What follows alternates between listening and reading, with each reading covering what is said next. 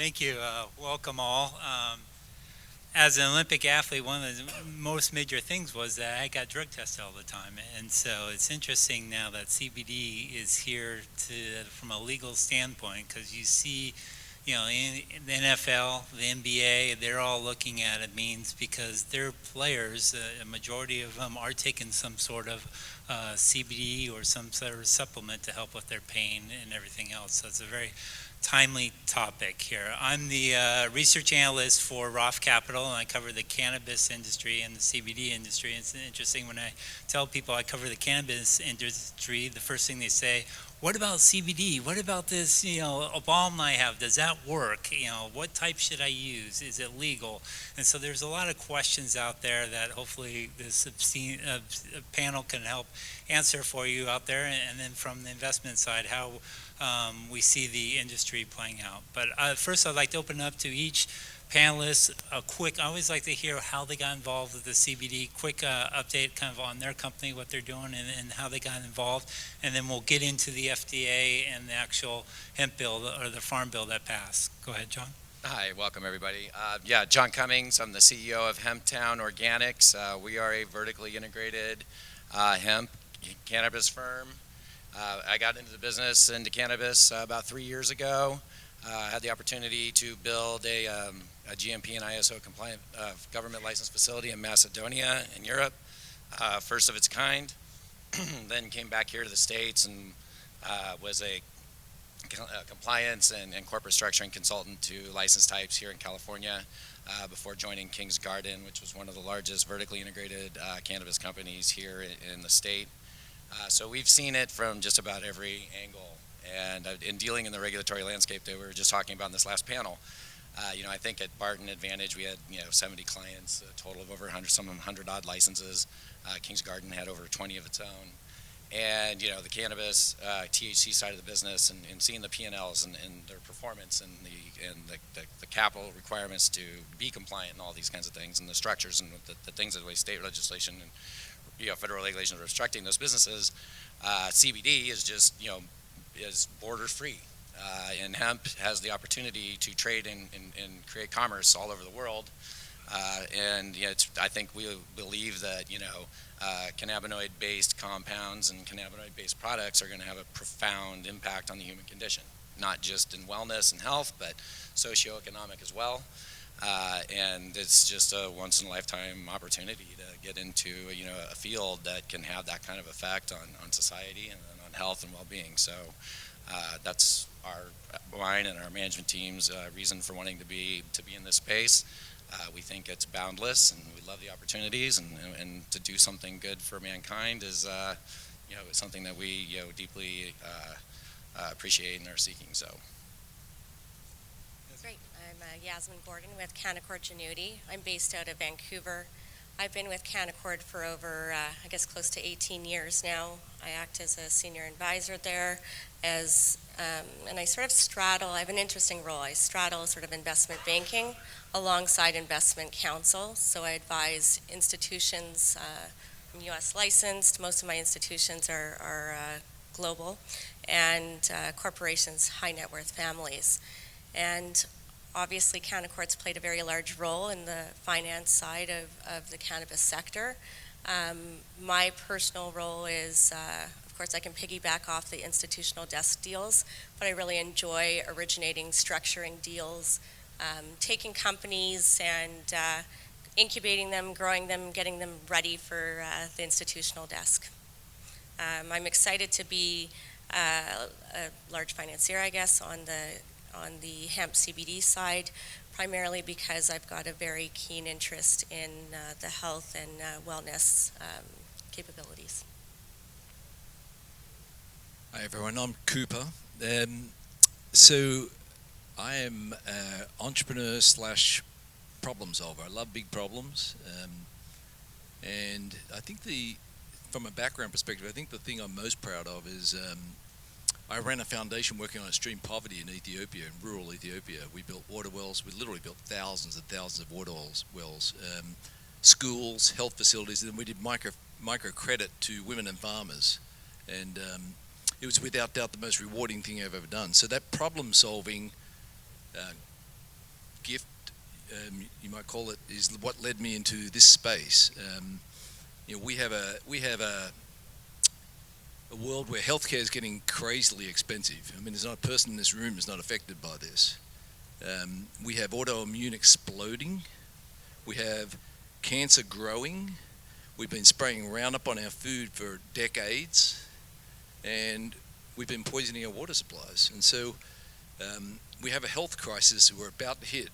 The baby boomers are already starting to hit it, and CBD has the potential to resolve this. And I don't know how many of you know that Coke's current slogan is "Taste the feeling." Right? Well, we're not playing with a soda. We're playing with people's lives. And so I see my role and our role is, if we wind the clock back forward 20 years, this is the beginning of something that's super significant, right? And so we have to look at what our responsibility is in this. Do we take shortcuts? Are we focused on doing well by creating wellness, or are we focused on profits at the expense of wellness? That's the old model. The new model is doing well by providing wellness. My name is John Acapenti. I needed to read this statement before I start. Any statements that I might make or make on this panel are not evaluated by the Food and Drug Administration. If you approach me for a conversation, please consult your physician and before any exercise program you might be taking. Just a little joke. So, so I'm the CEO of NatureBox. NatureBox is a better snacks, less stress. We're a nationally known, recognized brand. We provide consumers a direct-to-consumer experience of healthy snacks in their pantry. We also do healthy snacks in a corporate office environment. We have 2 million millennial customers that have purchased directly from us. We're getting into CBD to provide wellness from the inside out. And I had a personal experience with the reason that we're really passionate about this, and this goes back to Cooper, is that I have 3 children. One of my daughters had suffered from headaches for most of her life. When she was a baby, she was super fussy. She had receptors. The doctors told her that her receptor system was very sensitive. And so when she got into middle school and high school, she started suffering from migraines. So through the medical system, we spent hundreds of hours with doctors, neurologists, MRIs, CT scans. And a friend of ours, who's the founder of Kikoko, which is a great company, said, John, you really ought to try CBD. So CBD, non-THC, 2 drops, her headaches were gone. So what we realized that she is susceptible to headaches, but CBD really helped her regulate her own endocannabinoid system. And I think it's really important that we evangelize this and bring it to the market. Plenty of things to talk about, but that's my introduction. That's great. You have a great panel up here of entrepreneurs, but they all see the opportunity here in the CBD, but for the health and wellness side. And this industry has grown limited medical research on the CBD side, and we'll get into that, but it's all been word of mouth. I've heard it through a friend that helped my wife sleep. She started taking tinctures. And so this industry has been grown on word of mouth by claims and testimonials of average people, everyday people, and that's the beauty of it. And it's only going to start getting better now with the passage of the Farm Bill. And then we have hats up here. John has a blue hat, Yasmin a red hat. They're all wearing different hats, and the reason is because we don't know necessarily who the smartest up here is, but when you look at it, you're making assumptions, and it's the same thing. You can't judge a book by the cover. The same thing with CBD in a sense. Is this full spectrum? Is this isolate? Where is the source? Where it comes from? You have no idea, and that's what the industry needs to really help understand as far as it. But I'll throw it over to John on NatureBox. The sense of the impact of the Farm Bill. We know in 2014 Farm Bill was passed. It started these pilot programs for the hemp side of thing, and now the Farm Bill 2018 Farm Bill is law. How does that move forward? Where do you see, and then we'll get into the FDA regulations. My sense is there's 3 lanes now. You have the recreational cannabis side, you have the medical cannabis side down the lane, and now you have a new hemp CBD side that consumers are going. But business or banking, insurance, everything, talk about the Farm Bill and where that goes for the CBD side. So we started thinking about CBD fairly early on, doing a lot of research and understanding the demand from a business perspective. And we were watching the Farm Bill all along. So 2018, that really kind of unleashed a few things for us. We didn't have problems with CBD in the banking just yet, although that cleared that pathway. What was really important for us is just kind of working with the people that we manufacture and build food with. So some of the people on our team have spent decades at Trader Joe's helping build snacks and dealing with food vendors. And we really were surprised that many of our vendors were really open and interested to start actually working with us on a CBD line now that the Farm Bill had passed. So to us, it was just sort of like the opening signal to say, listen, we need to start moving forward and looking at this. And then we had willing partners really eager to work with us and start building product together. So that was sort of our take on the Farm Bill. We know that there's lots more to talk about moving forward, but it's still sort of the opening gate to kind of at least allow the transport of hemp to our suppliers without them feeling like they're going to get their factories raided or anything like that. I'm sure most of you have read, been following the press this week, but because of the FDA, New York, New Hampshire, Vermont, they're pulling, they're embargoing the sale of any food product with CBD in it. It's because the FDA hasn't yet decided how they're going to regulate it. And so there's a lot of considerations that are in play that the FDA's, so it's one thing for the Farm Bill to be through and be signed. It's another thing, now the FDA has control, essentially. So I mean, obviously I tend to look at things from a finance side, and clearly with the passing of the Farm Bill of 2018, we saw a flood of capital sort of rush towards the hemp CBD side. I think that once you get past hemp and CBD extraction, we get stuck back in limbo land. How do we start to roll out these products? And, we're still not getting clear guidelines as to how this is going to happen. We're back at that point in time where you sort of have the state going up against the federal side, because, New York's a perfect example of where in New York, they were asking for applications to have CBD edibles, and New York was classifying them as a nutritional supplement. You had to brand as a nutritional supplement. You also had to basically sign a document stating that you understood that New York was viewing it as a nutritional supplement, but this was in contradiction to the FDA's definition. So, there's just so much uncertainty here. It's going to be interesting to see how things move forward. But clearly, there's a lot of capital that's very optimistic about the market for hemp CBD. Yeah, I think the Farm Bill's effect, initially obviously is going to be on the agricultural side of the industry at the moment. It's we have, just in our space, we did our pilot test last season. We did 110,000 pounds of feminized biomass in the Emerald Triangle region of Oregon. That will quickly expand to 500 to 600 acres for this season. We'll have another 500 acres that we're looking at here in Northern California.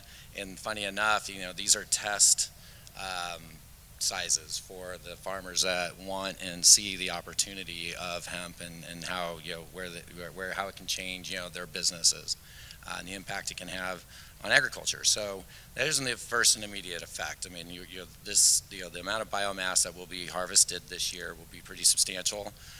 It'll come from both seasoned growers like ourselves who understand, the mechanics of growing hemp and how to do it successfully and get yields, and it'll also be from speculators that are just running around grabbing seeds, putting it in the ground and thinking that they're going to cash in on a crop.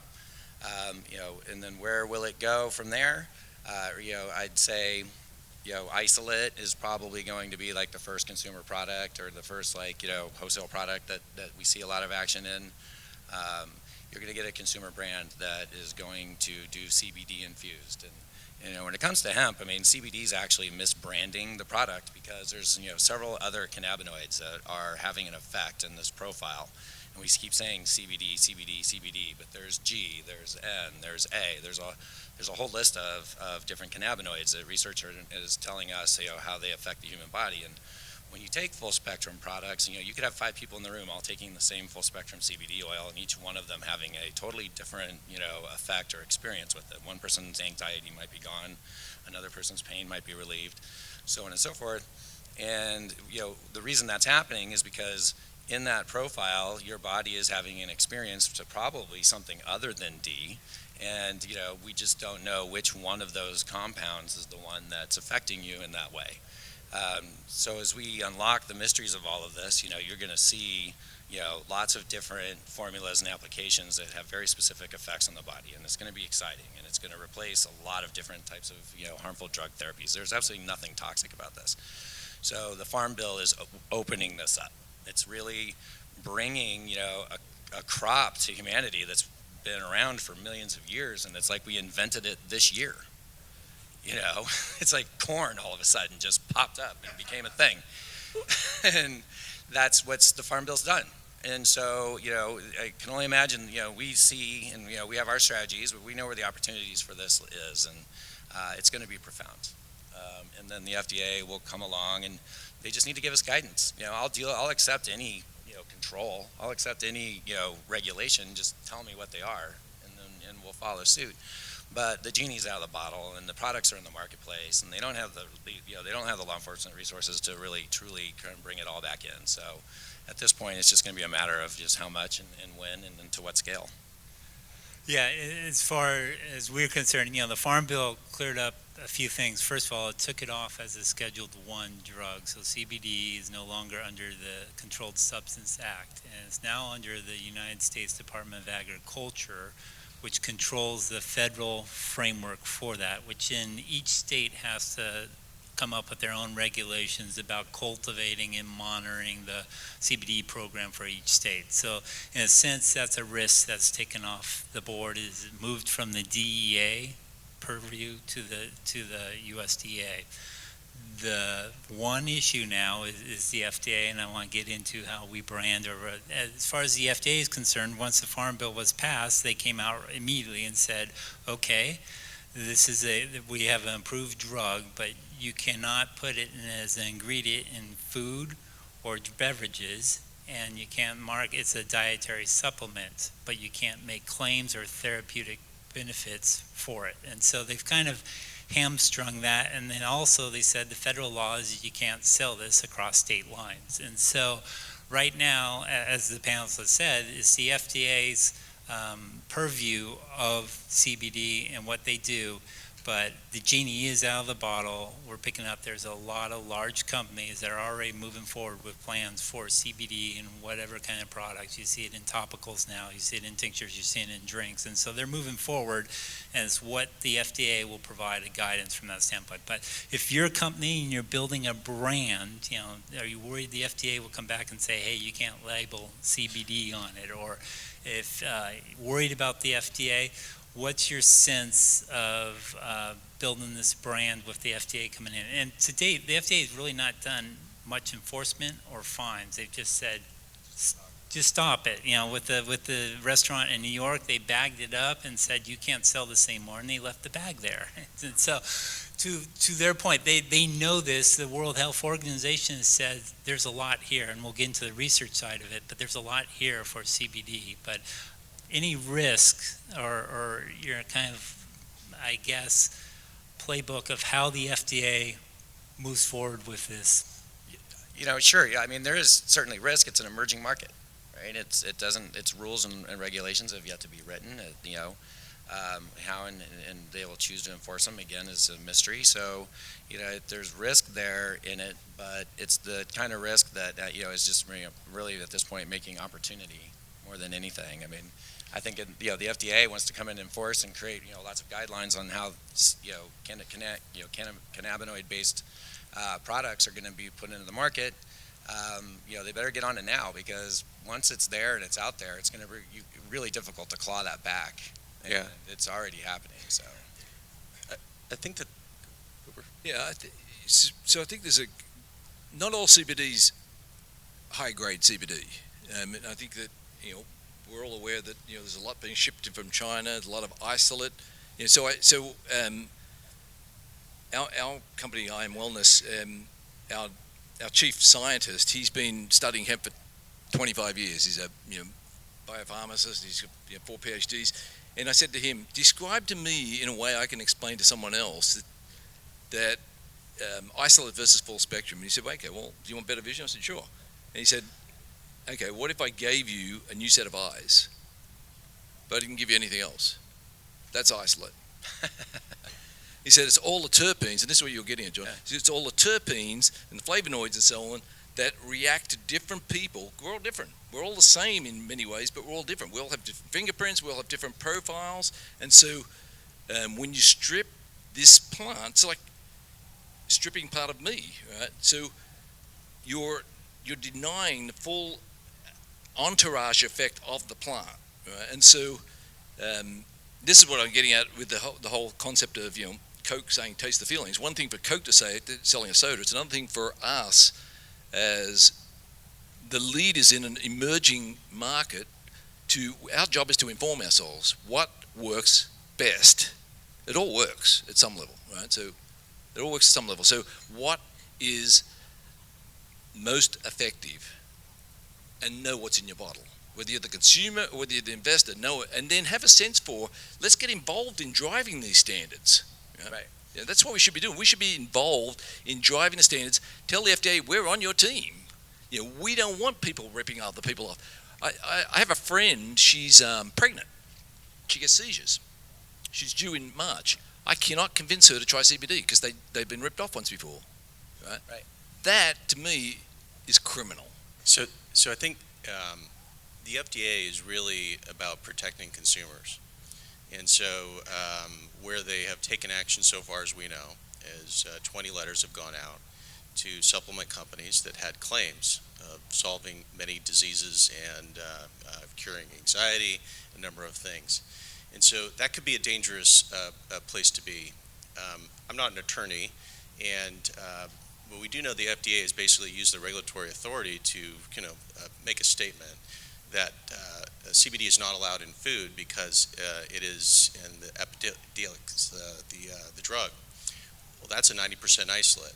So how is that different than a botanical extract that has all the entourage effect that's an extraction from a hemp plant? So those are nuances that haven't been clearly made out. From our perspective, though, at NatureBox, and you asked the question about a brand, our brand is not a CBD brand. Our brand is a better-for-you wellness snack company. And so we have been maniacally focusing on what are the ingredients that go into our snacks. We have less than 10 grams of sugar. We don't have artificial trans fats. Just so happens artificial trans fats are foreign bodies that go into our food supply, get into us, and cause heart disease. At some point in time, 50,000 people were dying per year because that was an ingredient in food. So as our brand, we're stewards to make sure that we are providing the right kind of ingredients in our snacks. We want to be the trusted brand for some of these new and interesting ingredients that have really wellness properties inside our body. So that means it's incumbent on us to be sourcing the right kinds of products, testing the right kinds of products, and just really being closely collaborative with the FDA as we go through this process. We are uniquely positioned, though, as a company because we're an e-commerce business. Most of our business is direct to consumer. We know who our consumers are. We know where they live. We know how old they are. We're not necessarily spread around on all the retail shelves. And so, that kind of gives us a unique advantage. But we think about it from a business risk perspective. Ultimately, I've been taking risk. I've been investing in seed and early stage investing for 16 years. I take lots of risk associated with that. And we look at it as if things come down and FDA says, Charlotte Web has to kind of cut all, these supplements because they're ingestible and you can't put them into food or can't do that. We have to shut down a few SKUs on our product line. We're still a wellness snack company with profitable business. One thing I'd like to say as well about the news about the FDA in New York, I actually have a different spin on that, where I actually think that the FDA is trying to employ or put out there a bit of a caveat emptor to the buyer. Be careful of what you're consuming. You don't know where this CBD infused product came from. What is the source? I agree. There's so much stuff coming in from China. And I actually was not too displeased to see that had happened yesterday, because what it actually provides for us are more market analytics because it forces then the consumer to buy from online sources or retail. And then what we're going to start to see is who's dominating, what products are being purchased. We have more information from that standpoint, which I think, again, if you're an investor in the sector, that's awesome intel. The same thing with the hats. When you purchase a CBD, you're not sure what you're getting in it. And they've said like 40% of what says on the label is not actually in that bottle. So it gets down to the point where this industry, and I agree with Yasmin, the FDA is looking at this as protecting the consumer. And it's very important now figuring out the sources and figuring out, we've mentioned the entourage effect. I think everyone's in agreement. You can isolate, but there's a lot of proven studies that said the entourage effect is very effective using all the different cannabinoids in that. So real quick, sourcing, what are you guys looking for? I mean, you're on the cultivation side, and then we'll get in kind of the business and where studies can go that will help move this industry quicker forward with the positive cannabinoid studies. But sourcing and Sure. cultivation. Yeah, absolutely. So, and to that point, I mean, isolate, and I'll just, kind of start there and come backwards. Isolate, I compare it to the cell phone that was designed in the 1980s, the very first model that came out, and you pushed a button and it had one feature. That's it, made a phone call. But at the time, it was considered to be this highly disruptive new way of communicating. And no one understood at the time that this device and this technology would one day be the smartphones we carry around with us that have thousands and millions of apps and all kinds of combinations of usefulness, right, and a utility in our life. And as cannabinoids are, the research on these are done, and we build, our knowledge base and the genetics and the strains that can express them come into the market, you're going to see it, this develop into a multifaceted, type of product, and it's going to be like the cell phone of today, where you have thousands of combinations and apps and things that you can do. Isolate is not in any particular way beneficial product to the marketplace. It's, again, whether it's for sourcing it and whether it's coming from China or some other region of the world, and the way that it's being brokered in the market right now, I mean, there's absolutely no regulation and there's no governance over it, and you've got guys walking around saying that they've got fully funded LOIs and I need 100 kilograms of this a week, and another guy saying I can do it, and these deals never really getting done.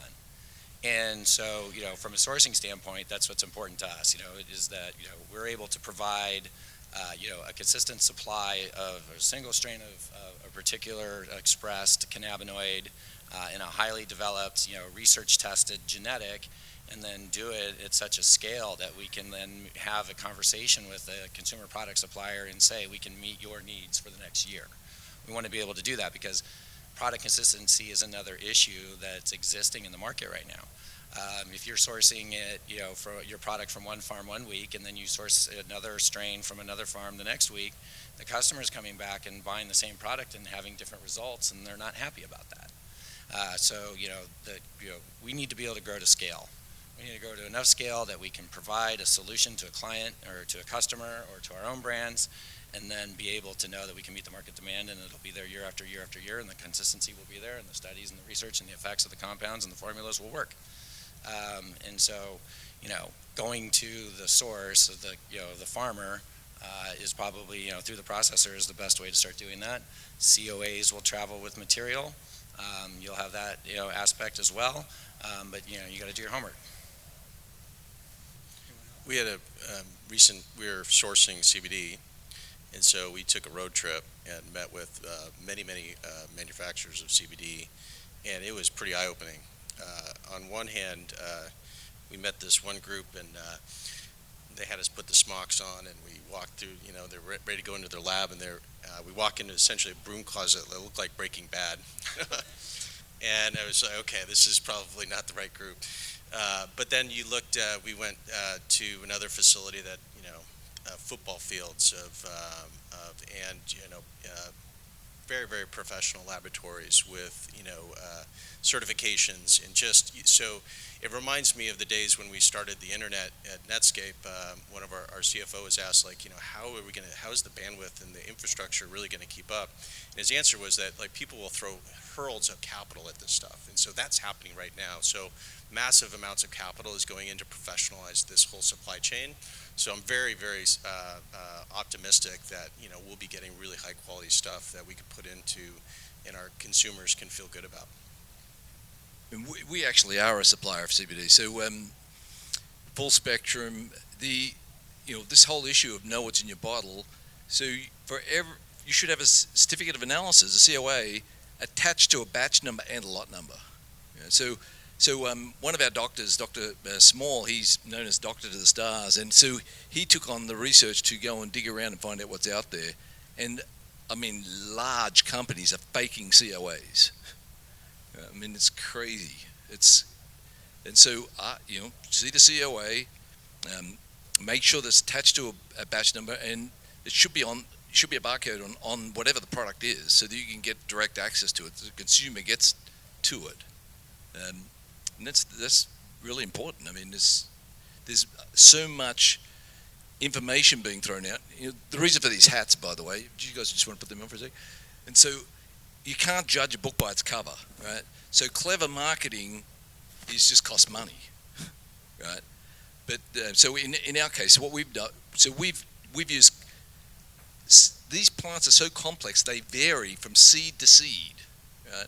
So what we've done is we've used cultivars. So we've essentially it's a strike where you take the branch, you plant it. 7 years it took, 20,000 acres, and then using the method you use for extraction. If you're using CO2 is the best of an old solution. You're using techniques that aren't damaging the plant. If you're doing anything with heat, you're damaging it. Just think about that. And you're affecting the shelf life. So all these things are considerations of what's in your bottle. Know what's in your bottle. Yasmin, I want to get to you on the financing side. The hemp bill opened up, or the farm bill, called the hemp bill, opened up banking, basically. I've heard, some product companies trying to sell this, and if they mention, hey, we're selling hemp CBD, they'll lose their banking privilege. But kind of get to me where you see the financing going, banking, and then do you see a lot of investment on the medical research side for CBD going forward?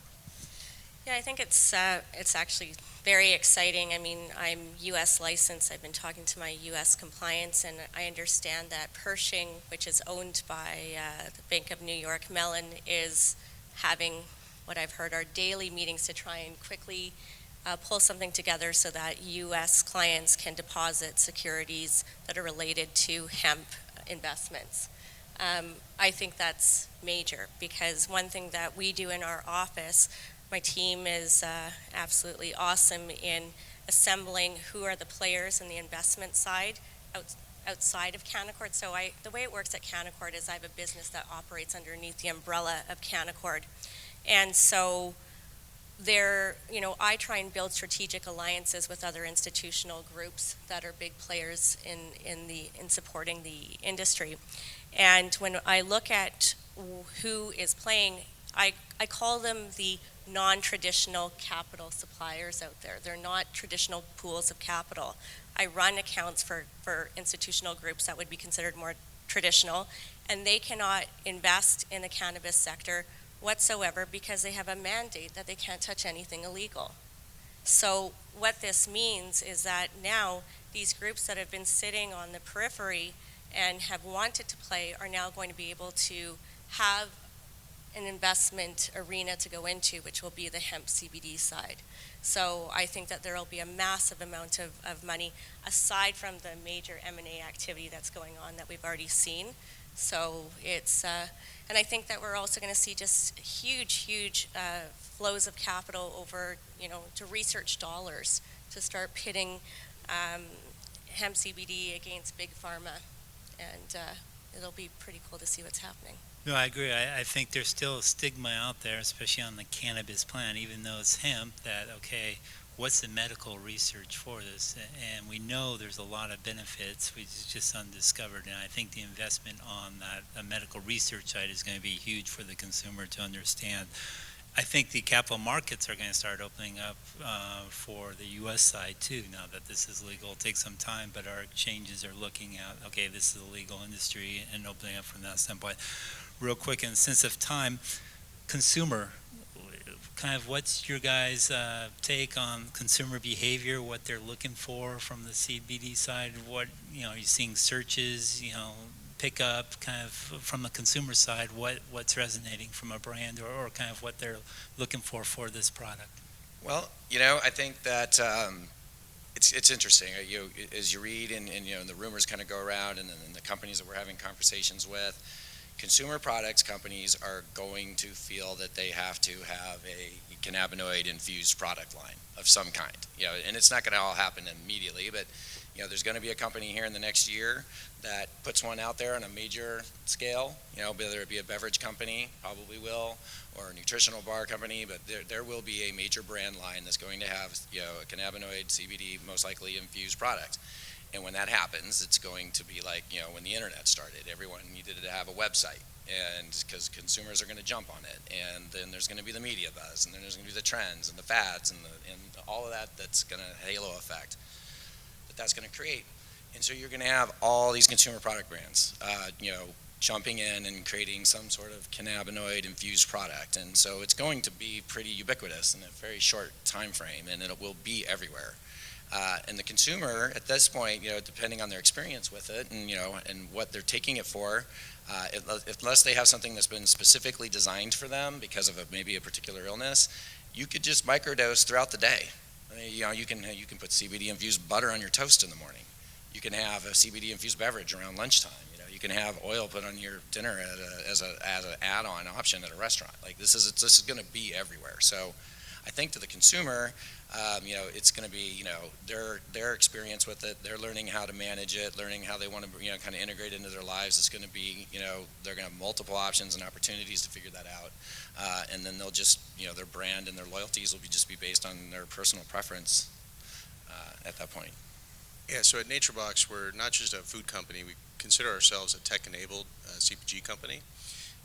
And so we actually have some really interesting data that we've unearthed.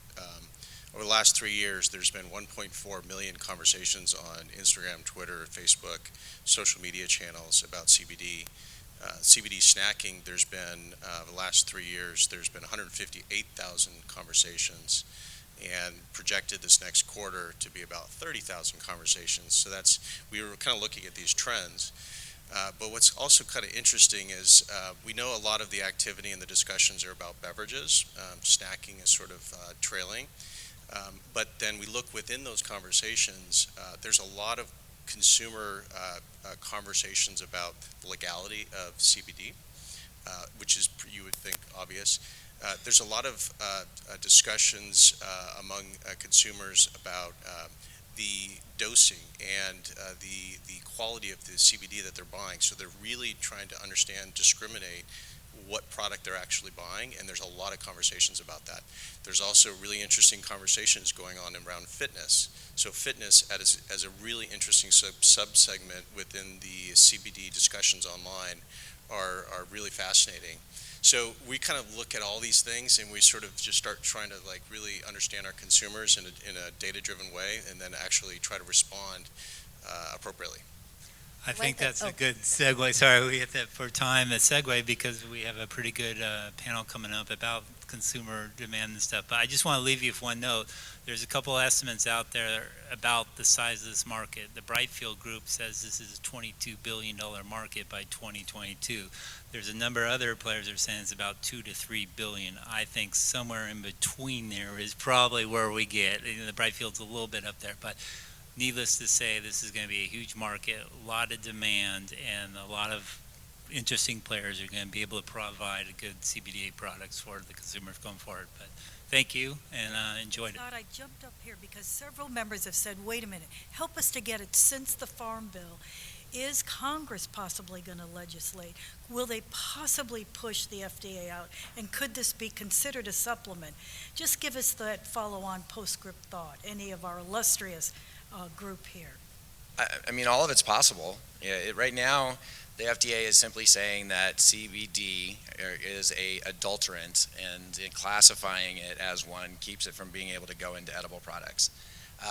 Provided, and California's already has a bill in its legislature, like right now, that would declassify CBD as an adulterant. So, maybe it goes stateside like cannabis did. To some degree until the FDA does create a response. But California wants to open the market. They've got a regulated market in cannabis where you've got all kinds of edibles, and THC seems to not be an adulterant in that instance, but yet now CBD is. So they're going to remove it as an adulterant, and this, at least in the state of California, you won't have those restrictions. The one thing that concerns me, I have to say, is with the FDA approving the Epidiolex. So that's one of the first, and I think only FDA-approved pharmaceuticals for epilepsy. So that was done in June, and now they're going to have to basically backtrack, and it's like, are they going to say that it's a supplement as opposed to a drug? It's a...